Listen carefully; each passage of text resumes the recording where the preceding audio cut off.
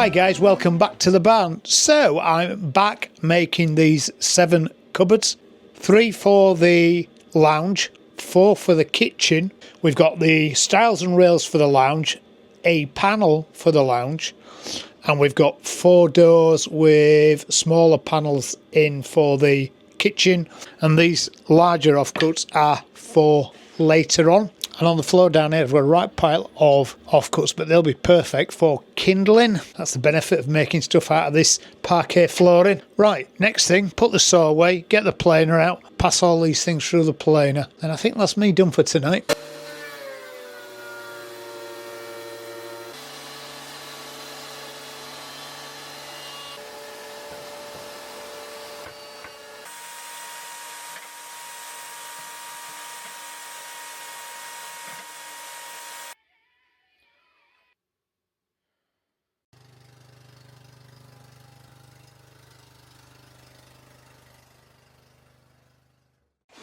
So these are the 3 cutters that we're going to be using to make the panels and the frames.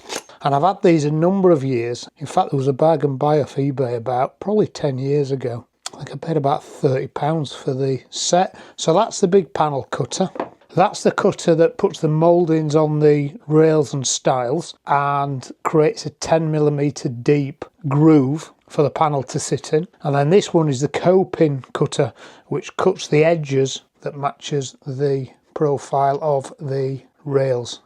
Now what I just need to do is work out how big my panel needs to be, because the last time I made some of these I made my panel too oversized, and when I came to router the mould on, I ended up with a little domino sticking out. They were painted thankfully and I could fill them, but it was a valuable lesson. So this time I'm trying not to do that. The easiest way to work out my panel is using my door sizes. So the door's 7.15 tall, so if I get the 2 rails and measure 7.15 to the end there, the size of the panel is 5.75 plus 10mm each side for the depth of this groove, so that's 5.95. And for the width of the panel, so 5.18 is 3.78, so 3.98 with the 10mm groove considered. Let's cut my panel stock down to the correct size.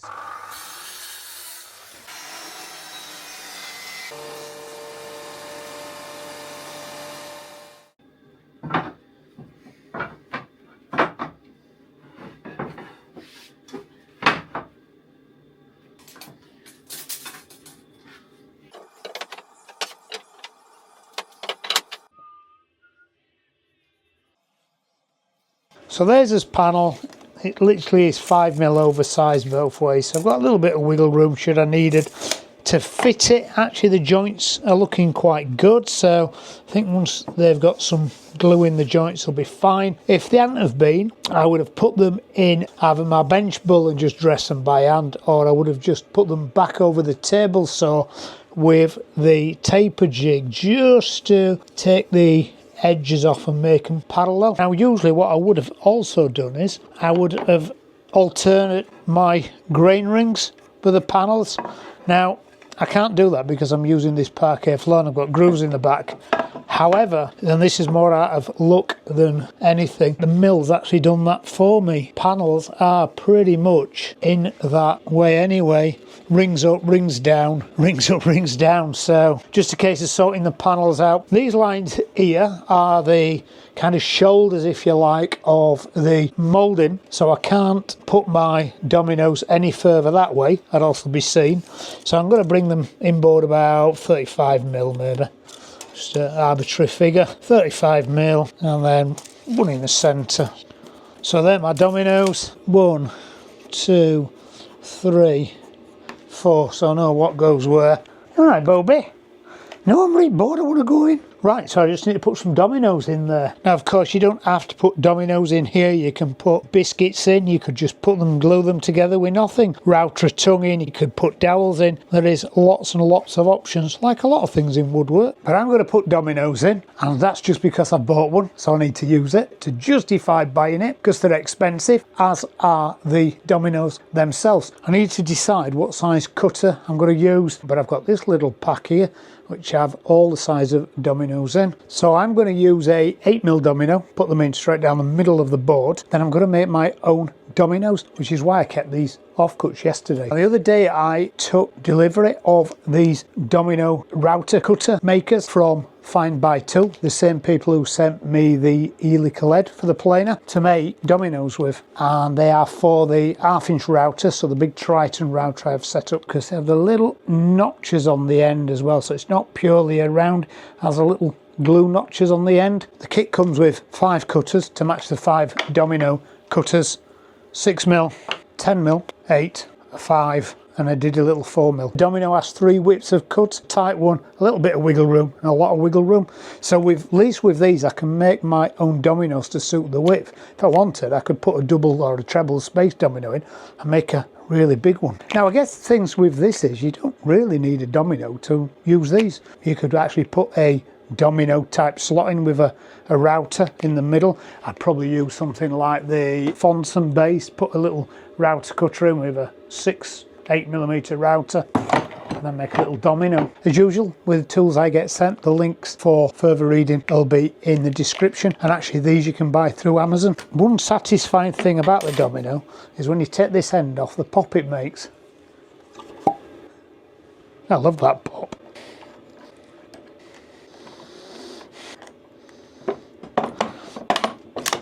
And of course, one thing you can do when you make your own dominoes, you can make them as long as you want.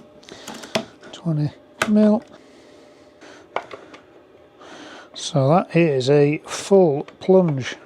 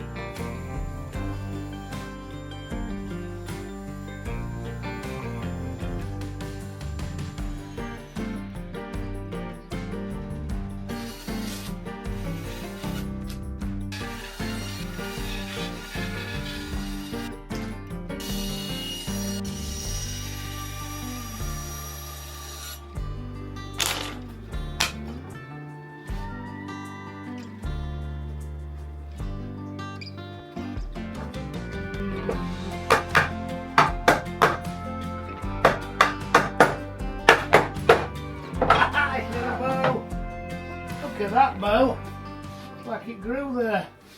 Okay, so that didn't take too long, so I've made, I reckon, about 100 dominoes here. Just had a quick Google, and 190, seems a strange amount, but 190 are for sale for 48 euros, so it's 24 euros worth of dominoes. Now, obviously there's a cost to the cutters, but if you keep making your own dominoes, I think when I bought my domino, I also bought a box with a few assorted sizes in, and they were on about £150 at the time. I think. So now I've got these cutters, I can just keep having half hour and just keep making a certain sets. The 8mm are by far the most common size that I use. And whilst I did that, I made some mega dominoes, Megadoms. These are about 60mm wide, just the same as the originals without the F word. Last thing I need to do tonight is just glue this up, and to do that I'm going to get my little glue jig I made a couple of years ago out.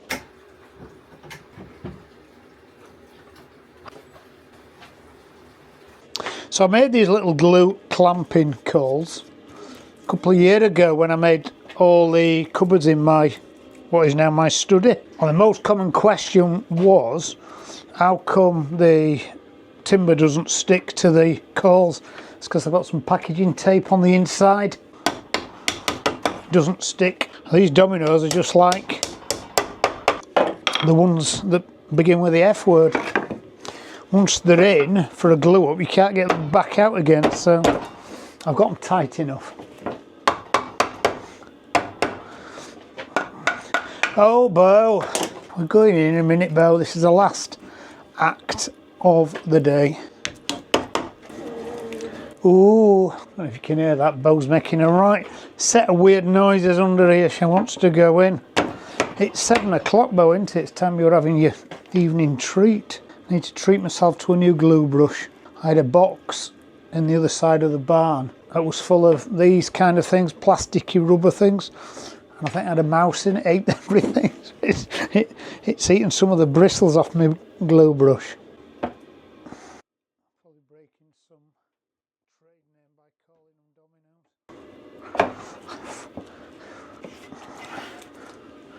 dominoes. Right, that's that in, that's that in. That's that. Bit of a packer in, dowel, 20mm dowel, and a wedge.